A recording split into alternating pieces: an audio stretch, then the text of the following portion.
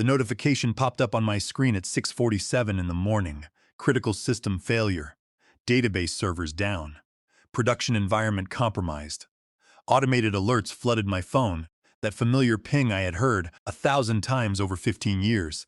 My coffee sat untouched, steam rising, in the quiet kitchen. On any normal Thursday, I would already be logged into the virtual private network, pulling up monitoring dashboards and coordinating with the team. I had worked from home Thursdays and Fridays for 3 years, a concession made when I threatened to leave back in 2020. My home office setup was as efficient as my desk downtown, but this morning was different. I stared at my laptop screen for exactly 11 seconds, then I did something I had never done before. I closed it. "Everything okay?" Daniel asked from the doorway, already dressed for his shift at the fire station. "Everything is fine," I said. My voice sounded calm, almost too calm. Just work stuff. He knew me better than that. 15 years of marriage meant he could read the tension in my shoulders, the way my jaw set when I was holding something back, but he also knew when not to push. "Toby is still asleep," he said, pouring himself coffee. "I will drop him at school on my way in." I nodded, watching my phone light up again. Another alert, then another. The system was melting down, and somewhere in a corner office with a view of the city skyline, Brad Hensley was probably just waking up. Brad Hensley, Vice President of Engineering. The same Brad Hensley who 3 months ago could not debug a basic authentication error without my help. My name is Evelyn Vance. I have been a senior systems engineer at ApexNet Technologies for 15 years, 2 months, and 16 days. When I started, the company had 43 employees and operated out of a converted warehouse in Newark. Now, we have 1,800 employees across 4 states, and our stock price gets mentioned on the financial news. I built the infrastructure that runs this company. Every server configuration, every disaster recovery protocol, every system that keeps the lights on. I either designed it or trained someone else to do it, and Brad Hensley was one of those someones. He started as a junior engineer in 2008, fresh out of college with a degree that taught him theory, but nothing about the real world. I taught him everything else. How to think like a system, how to anticipate failures before they happened, how to write code that would not crumble under pressure. I recommended him for promotions, wrote glowing reviews, and vouched for him when management had doubts. Last Tuesday, we all got called into a company-wide meeting. CEO standing at the front, presentation about growth and restructuring. My phone had been buzzing with messages from colleagues. "Did you hear? You are getting the VP spot, right? Finally recognizing your work. I would be lying if I said I had not hoped. 15 years of perfect performance reviews, 3 major system overhauls that saved the company millions. I had trained half the engineering department. The VP's position made sense. It felt earned. Then the CEO, Matthew Higgins, clicked to the next slide, and Brad Hensley's face filled the screen. "Please join me in congratulating our new Vice President of Engineering," Matthew announced. "Brad's innovative thinking and leadership potential make him the perfect fit for this role." The room erupted in applause. I clapped too, muscle memory taking over while my brain tried to process what just happened. Brad stood up, all smiles, shaking hands. His eyes found mine across the room. He had the decency to look uncomfortable for about half a second before the congratulations swallowed him up. After the meeting, HR called me in. Melissa Croft from Compensation, wearing her sympathetic face like a mask. "We know you were hoping for the VP role," she said, sliding a folder across the desk. "And we absolutely value your contributions. That's why we are offering you this retention bonus." I opened the folder.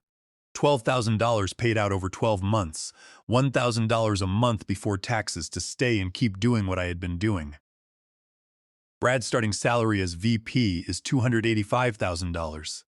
Melissa continued like she was reading from a script. "Plus stock options and performance bonuses, but your role is different. You are technical, he is leadership. Different value propositions."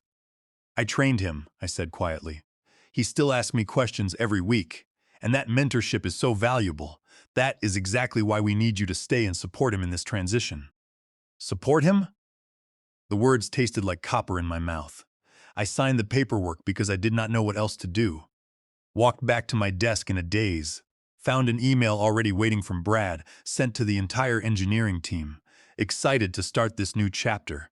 I could not have gotten here without the amazing team we have built together. Special thanks to Evelyn Vance, whose guidance has been invaluable. Looking forward to working with all of you in my new capacity. Special thanks. Like I was a helpful colleague and not the person who had built his entire career. That was 3 weeks ago.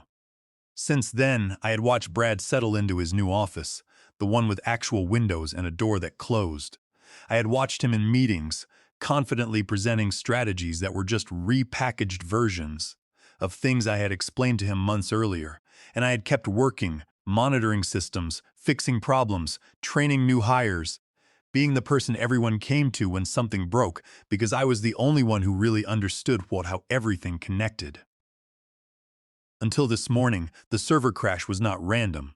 I could tell from the error patterns in the alerts that someone had pushed a configuration change without proper testing. It was the kind of rookie mistake I had spent 15 years preventing, one that could take down customer-facing services and cost the company serious money. "Mom," Toby appeared in the doorway with his backpack. "You okay? You look weird." "Just thinking about work, honey. Is something broken?" "Yeah," I said, a dry smile tugging at my lips. "But it is not my problem this time." Daniel caught my eye. He knew something had shifted, but did not push. "Dad is taking you to school today," I told Toby. "Have a good day." He hugged me and headed for the door.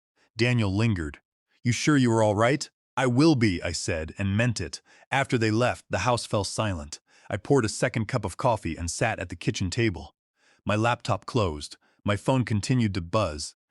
I thought about the weekends interrupted, vacations cut short, and the time I spent 18 hours straight rebuilding a corrupted database. I thought about Brad Hensley in his new office, probably seeing the alerts and reaching for his phone because that is what he always did. The first call came at 7:58 in the morning. I let it ring. The second call came at 8:03, and at 8:15, a text message arrived. "Evelyn, seeing critical alerts. Are you on this? Need status update. ASAP."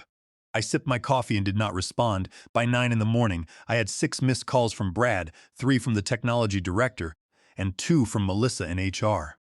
My personal email had a message from Sarah Jennings in accounting begging for help. The company-wide Slack was exploding. Customer databases were locked, and the website was returning timeout errors. It was a complete disaster, and I watched it unfold from a distance. You might think I felt guilty, that 15 years of dedication would force me into action, but instead, I felt free. For the first time, someone else's emergency was not my crisis. The weight I had carried for so long suddenly lifted. At 9:47 in the morning, my doorbell rang. I went to the door and looked through the peephole. Brad Hensley stood on my front porch, still in his car coat, looking like he had driven straight from the office without thinking it through.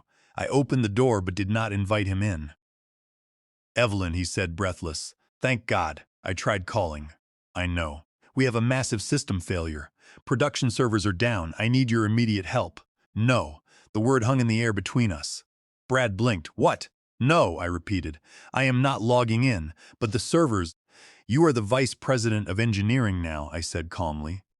"That is a $285,000 a year job. This seems like exactly the kind of thing a VP should handle." His face went through several expressions. Confusion, disbelief, then panic. "Evelyn, come on. You know that system better than anyone. I cannot." "Cannot what? Do the job they are paying you to do? This is a crisis, and you are in a leadership position specifically designed to handle crises," I said. My voice stayed level, almost pleasant. "You have a whole team at your disposal. You have documentation. You have access to all the same tools I do, but you don't." He stopped, realizing what he was about to admit. "Don't what? Don't know how to fix it?" I finished for him. "That is interesting, considering your resume lists you as an expert in system architecture. Considering you just got promoted based on your technical leadership capabilities." "Evelyn, please. The company is losing money every minute this is down. Customers are complaining. The CEO is losing his mind." "Then you should probably get back to the office and handle it. I cannot do this without you." There it was, the truth he had been dancing around. Brad Hensley, vice president of engineering, could not do his job without the senior systems engineer he had leapfrogged on the org chart. "You are going to have to learn," I said. "I have complete faith in you. After all, the CEO said you have innovative thinking and leadership potential. I am sure you will figure it out." I started to close the door. Brad put his hand against it. "Wait, just wait. What do you want? A raise? More bonus money? Just tell me what it will take." "It is not about money, Brad. You took the promotion, the salary, and moved into that office. Don't stand on my porch and pretend you are a victim." Brad's face flushed. "So, this is revenge? You are going to let the whole company crash to prove a point?" "I am not letting anything happen. I am simply not saving you from the consequences of your own actions." "Good luck, Brad." This time when I closed the door, he did not stop me. I watched through the window as he walked back to his car, pulled out his phone and started making calls. He sat in the driver's seat for a long time, before finally starting the engine and driving away. My own phone continued its steady buzz of notifications. I silenced it completely and went to take a shower. I spent Friday doing more things I never did on weekdays. I met my friend Chloe Davies for lunch, the friend I had canceled on dozens of times for work emergencies. I went to the gym in the middle of the day. I researched other companies, updating my resume, reaching out to recruiters I had been ignoring for years. Turns out, senior systems engineers with 15 years of experience were in high demand. By the end of the day, I had 3 interested recruiters and 1 direct inquiry from a competitor offering to start the conversation at a base salary of $200,000 with full remote options. But, late Friday evening, my professional curiosity and survival instincts kicked in. I had a mirrored local environment on my home workstation, a complete offline replica of our production and deployment environment that I kept for testing infrastructure changes without affecting the live systems. Since I had a copy of the deployment pipeline logs up to Thursday morning, I booted up my system and ran a diagnostic audit on the metadata of the repository. The server crash, as I suspected, was caused by an unauthorized configuration change. The change was pushed directly to the main production branch at 3:20 in the morning on Thursday. As I analyzed the metadata, I noticed something highly unusual. The commit was pushed under the credentials of Logan Perry, a junior developer who had only been with the company for 6 months. But Logan was on approved family leave and had not logged into the system for a week. I dug deeper into the secure shell log files, analyzing the Internet Protocol addresses and the digital signature keys used to authorize the commit. The Internet Protocol address traced directly to the residential network of Brad Hensley. Even more damning, the digital security token used to bypass the mandatory code review process belonged to Brad's personal administrator account. I realized what Brad had done. He had attempted to modify a critical routing configuration late at night, bypass the standard staging pipeline using his newly acquired vice president credentials, and completely broke the system. When he realized his error had crashed the servers, instead of admitting his mistake, he logged back in and tried to modify the system access logs and git commit history to frame Logan Perry. He was attempting to make it look like a junior employee had pushed a rogue change, hoping to escape blame for the multi-million-dollar disaster. This was not just an administrative error. This was a serious violation of federal and state law. By accessing the systems under a junior employee's credentials to alter audit logs and cover up his own technical failure, Brad had violated the Computer Fraud and Abuse Act, 18 U.S.C., Section 1030. Under New Jersey state law, specifically the Computer-Related Crime Act, New Jersey Statutes Title 2C, Chapter 20, Paragraph 25, altering database records and access logs to deceive employers constitutes a high-level computer crime. Furthermore, since Brad was an officer of the company, using corporate systems to commit fraud and cover up a multi-million-dollar loss represented a direct breach of fiduciary duty. I quietly exported all the forensic evidence. I saved the original commit logs, the Internet Protocol address records, the digital signature metadata, and the command history that showed Brad attempting to delete the audit trail. I compiled it all into a secure, encrypted folder and copied it onto 3 separate external flash drives. I put one drive in my purse, one in my home safe, and kept one on my desk. This was my legal weapon. If they tried to sue me or terminate me for job abandonment, I would drop this hammer. On Sunday evening, I finally checked my work email. The inbox had exploded, but I found an email from CEO Matthew Higgins, sent late Friday afternoon. Evelyn, I understand you have been unreachable during a critical incident. I need you to come to my office on Monday morning at 9 o'clock. We need to discuss your actions, your responsibilities, and your future with ApexNet Technologies. The tone was threatening, designed to make me panic. I did not panic. I forwarded the email to my personal account, shut down my computer, and went to bed. I slept like a baby, knowing that I held every single card in this game. Monday morning, I got dressed in my best professional suit. Daniel raised his eyebrows when he saw me. Making a statement? Something like that, I said, kissing him goodbye. I arrived at the office at exactly 9 in the morning. The atmosphere in the building was tense. The systems had finally been restored late Friday afternoon, after the company brought in an external team of consultants. But everyone was still talking about the crash. The receptionist's eyes went wide when she saw me. Evelyn, they are waiting for you in the executive conference room on the 10th floor. I smiled, thanked her, and headed for the elevators. The executive conference room on the 10th floor was a space I had only entered 3 times in 15 years. It featured glass walls, leather chairs, and a panoramic view of the Newark skyline. Inside, the air was cold. CEO Matthew Higgins sat at the head of the table. To his right was CFO Adrian Crawford, and to his left was Melissa Croft from HR. Brad Hensley sat at the far end of the table. He had dark circles under his eyes, his suit was wrinkled, and he looked like he had not slept since Wednesday night. Evelyn, Matthew said, his voice tight. Thank you for joining us. Please sit down. I remained standing, placing my hands on the back of one of the leather chairs. I prefer to stand. I understand you wanted to discuss my future with the company. CFO Adrian Crawford leaned forward, sliding a document across the table. Our production systems were down for over 36 hours. The total cost of this outage, including lost transactions, customer compensation, and the emergency consultant fees we had to pay to restore the databases, is currently estimated at $2,300,000. It is a massive financial hit. That is indeed a significant number, I said, keeping my voice calm and neutral. And we understand that you were completely unreachable during this entire crisis, Matthew said, his eyes narrowing. As a senior employee, your refusal to assist when the company was facing an emergency is a major concern. Melissa from HR has advised us that this behavior can be classified as job abandonment and insubordination. We are prepared to terminate your employment for cause, which means you will forfeit all your unvested stock options, and the company may pursue legal action against you for the financial damages caused by your negligence. I looked at Matthew, then at Adrian, and finally at Brad, who was studiously staring at his hands.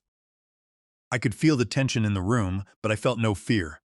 I reached into my purse, pulled out one of the encrypted flash drives, and set it on the glass table. You can call it job abandonment if you like, but legally, that will not hold up. I am a salaried systems engineer. My contract specifies a 40-hour work week. I am not on call unless I am specifically assigned to the rotation, which I was not last week. Furthermore, I work from home on Thursdays, and no one from management officially assigned me to this incident through our ticketing system. I simply chose not to volunteer my personal time to clean up a mess that I did not create. It was your system, Matthew shouted. I built the system, yes, but I was told 3 weeks ago that my role was strictly technical, not leadership. Leadership is responsible for crisis management, and the person you promoted to lead this department is the one who should have handled it. I tapped the flash drive. But since we are talking about legal actions and financial damages, I think you should take a look at what is on this drive. This drive contains the digital forensics of the server crash. Matthew frowned. What do you mean by that? On Wednesday night, a critical configuration change was pushed directly to the production branch, bypassing the staging environment. The commit was made using the credentials of Logan Perry, but Logan was on family leave and did not log in. The Internet Protocol address of that commit traces directly to Brad Hensley's home network, and the digital key used to authorize the push belongs to Brad. Brad's face went completely pale. He opened his mouth to speak, but no sound came out. That's not all, I continued. After the crash occurred, Brad logged back into the system using his administrator credentials and attempted to modify the system access logs and delete the Git history to hide his involvement. He tried to frame a junior developer for a multi-million-dollar disaster. I turned to Melissa, altering computer database records, accessing systems under another employee's credentials to commit fraud, and deleting audit trails are clear violations of the Federal Computer Fraud and Abuse Act under 18 U.S.C. Section 1030. It is also a high-level crime under the New Jersey Computer-Related Crime Act. New Jersey Statutes, Title 2C, Chapter 20, Paragraph 25. I looked at Adrian. Furthermore, as an officer of the company, Brad owes a fiduciary duty to ApexNet Technologies. Committing a computer crime to cover up a technical failure that cost the company $2,300,000 is a severe breach of fiduciary duty. If the company attempts to terminate me for cause, or if you pursue any legal action against me, I will hand this drive over to the federal authorities, the state police, and our board of directors. I will also share it with the industry press. I am sure your investors and clients would love to know that your new vice president of engineering committed federal computer crimes to cover up his own incompetence. The room went dead silent. The only sound was the soft hum of the air conditioning. Matthew Higgins stared at the flash drive on the table like it was a live grenade. Adrian Crawford leaned back in his chair, rubbing his temples, while Melissa Croft slowly closed her laptop. They knew I had them cornered. The legal, financial, and reputational damage of this evidence becoming public would destroy the company's upcoming public offering and cause their stock price to collapse. Matthew Higgins looked at Adrian Crawford, then back at me. The anger had completely vanished from his face, replaced by the calculating expression of a businessman who had just realized he had no leverage. "What do you want, Evelyn?" he asked quietly. "I want Brad's job," I said, my voice steady and clear. "I want to be promoted to Vice President of Engineering, effective immediately. I want the title, the authority, and the office. And I want to be compensated appropriately." "You can't be serious," Brad stammered, finally finding his voice. "This is blackmail." "No, Brad, this is accountability," I replied. "You took a job you were not qualified for, you crashed the system, and then you committed a crime to cover it up. You are lucky I am not walking out of here and going straight to the police. You are a liability to this company, and everyone in this room knows it."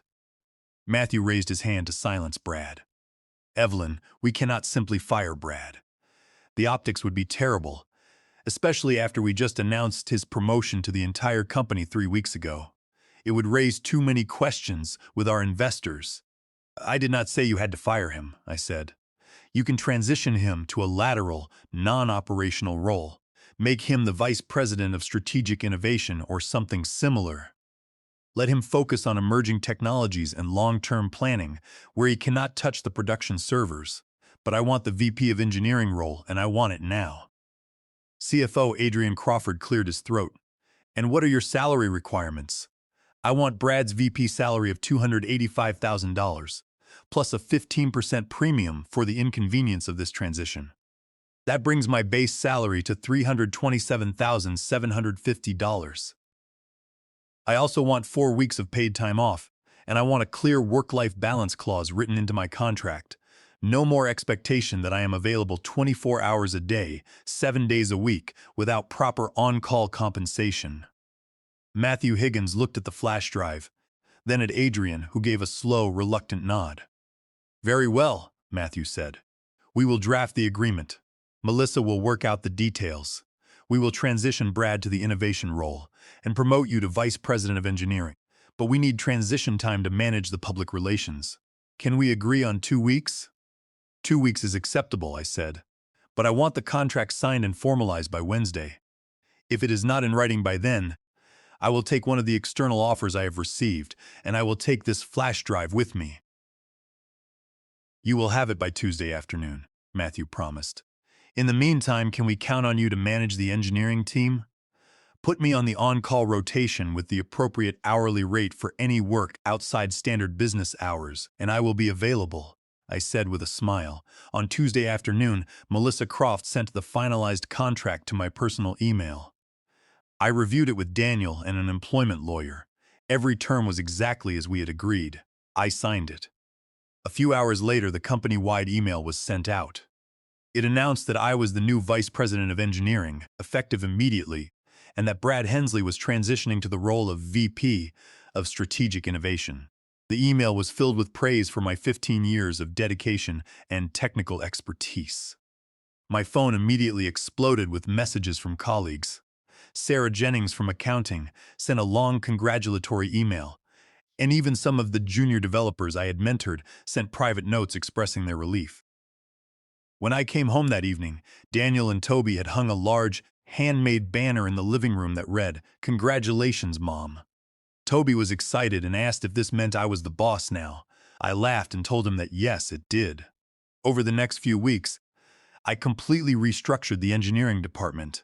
I established strict code review protocols, created automated testing environments, and made sure that no single person was a single point of failure anymore.